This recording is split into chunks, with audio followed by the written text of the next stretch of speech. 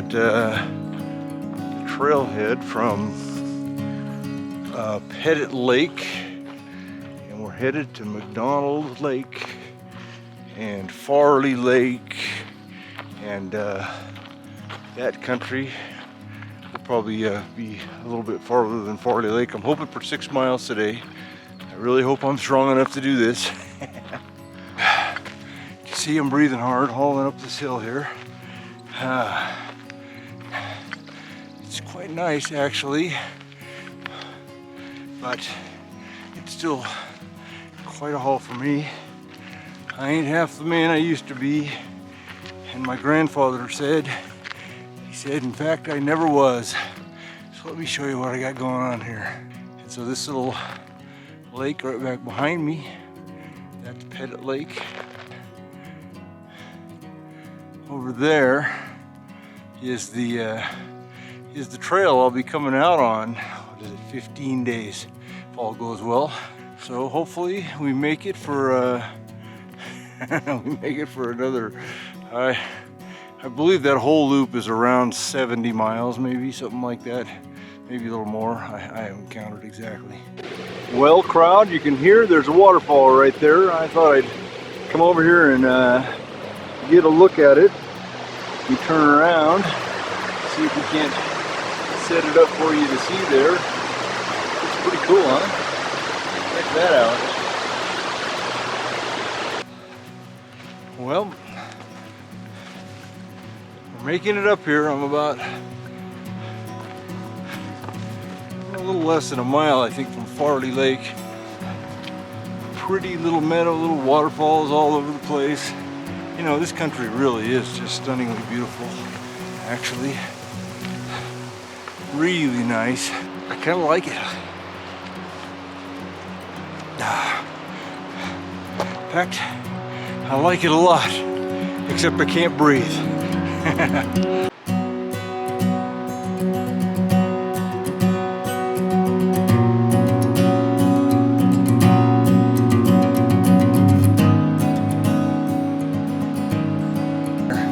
See that?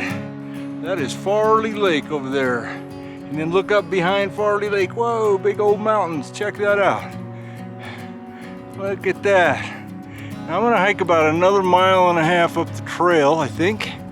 Hopefully we'll find a place to camp up there, and we'll talk to you then.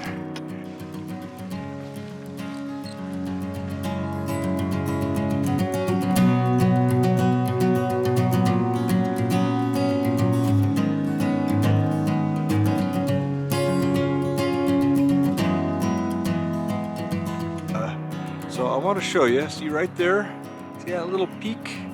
Tomorrow we're gonna walk up behind that peak, around the back of it, and then through a pass on the other side of it that goes down to some other lakes. So we're gonna get up there in that snow. That's gonna be fun. It'll get steep and there won't be any place to camp. I need to buy some water. Gotta go get some water, so that's the plan. I'll be up there in probably less than an hour, I think.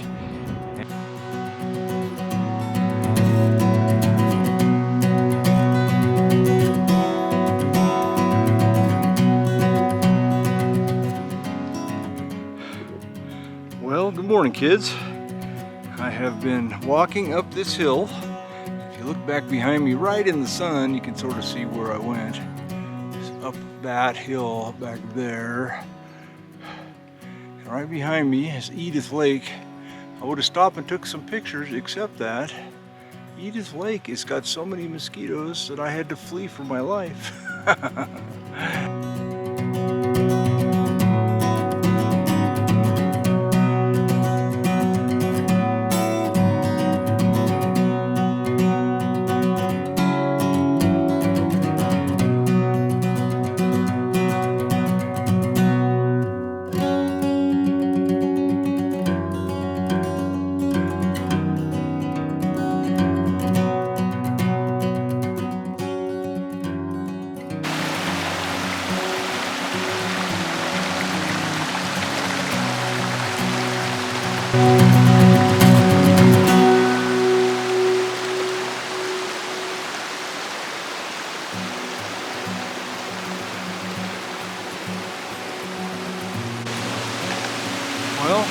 kids. I don't know if you can hear, but there's a waterfall right beside me. It might be too noisy to even hear what I'm saying. I don't know. But I made it out of camp this morning. Oh my goodness, we had mosquitoes last night. Actually drove me clear into the tent at about 5 o'clock in the evening. Never left except to go to the bathroom. They're kind of bad, but not so bad this morning. Anyhow, we're headed up a hill. I'm going to pass a lake called Edith Lake here shortly. This thing's about 900 feet of climb I got to do. I bet you I'll make it by, I don't know, probably by noon maybe, something like that. Pretty nice back there, huh? Well, I was trying to think. You know, Granny wants to make a YouTube channel out of this stuff. And she thinks that we have stories to tell. And we do. And, you know, really the big story, at least for me, the big story is the cancer story. Well, I just turned 60 in May of last year. And, so what is that, about 2 months ago? Yeah, May of this year. About when I was 53 or 2 sometime, I got multiple myeloma. It progressed really rapidly to me being pretty sick and needing to have stem cell transplants. So they started me on chemotherapy, and the net effect of all of that was chemotherapy 7 times. Man alive, what a bad time that was. Chemotherapy 7 times, and 2 different stem cell transplants. Now, I think I've talked to you a bit about chemo can damage your things. It can damage lots of things. And in my case, I lost a little bit of memory. We call that chemo brain. I lost a lot of my taste, a lot of my smell. I lost some of my vision and some of my hearing, although that might just be old age. Not sure about that part. And I lost a lot of the feeling and normal function in my feet.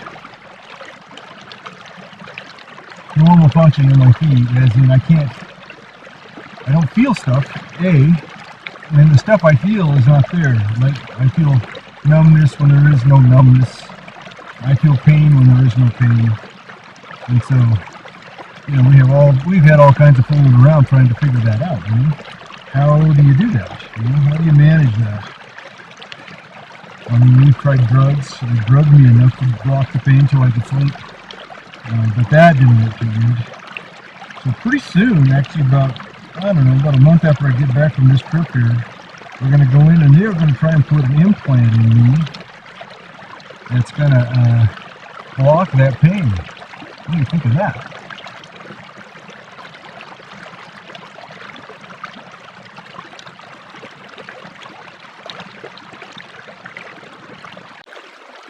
Man, I'll tell you what, that's some good water. That is tasty stuff. Yeah, so I've been working here for about 4 years trying to get stronger. And been making some progress, actually. And you think 4 years ago I couldn't raise my hands over my head for 10 seconds. And in the year after that I couldn't walk 4 miles with a light backpack. Grandma had everything. In the next year I made it about 10 miles. In the next year I made it about 50 miles. And this year we're planning on somewhere around 100, I imagine. Something like that. At least that's the plan. So that's kind of the long and the short of it while we're pumping some water and getting a good drink. And so I hope that's informative. And you know why we call ourselves We Ain't Dead Yet. Yeah, there's the picture, 3 lakes. There's Edith, Farley, and over far to the left, way over there, right there is Yellow Belly, and far, far away on the horizon. I wonder if I can get it to expose for that or not. I don't know about that part. Wait.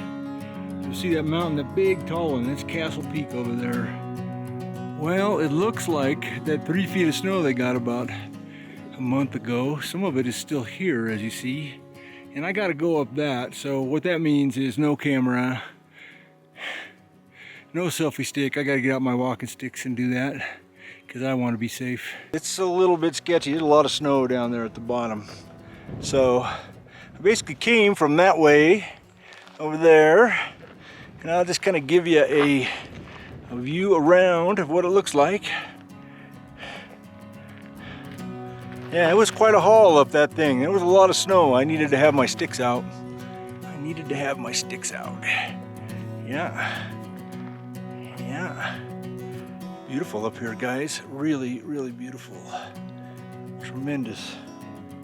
So I'll be going down there, down to there, and over around that corner down to Virginia.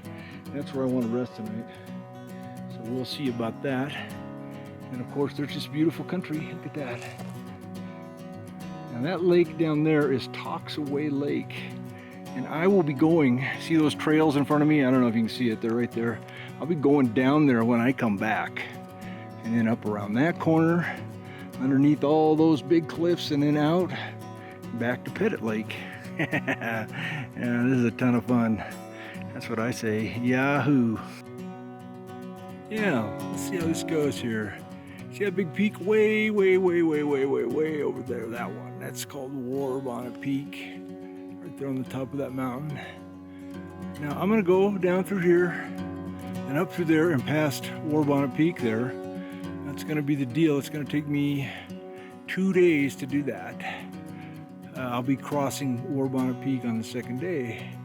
And when I come back, I'll be coming back over here on this side, way over there. Okay, I'll be coming around. So a big old loop. We'll go past War Bonnet Lake, way down the other side, and then way back up the other side. And that's the plan, man.